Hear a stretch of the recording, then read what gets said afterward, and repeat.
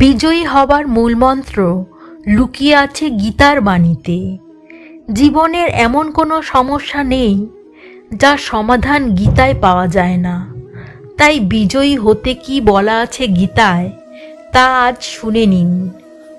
ভগবান শ্রীকৃষ্ণের মতে যে কোনো কাজে সফলতা পেতে হলে ভিতরে লুকিয়ে থাকা ভয় দূর করতে হবে।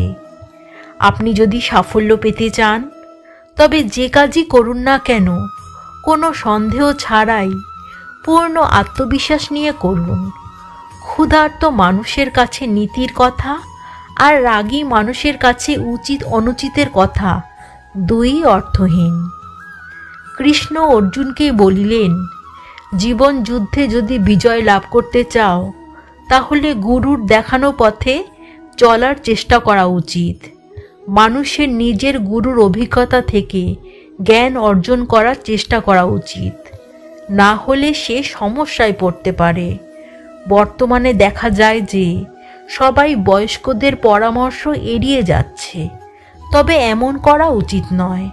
ওনাদের অভিজ্ঞতা থেকে শিক্ষা লাভ করে এগোনো উচিত, যাতে সহজে লক্ষ্যে পৌঁছতে পারা যায়।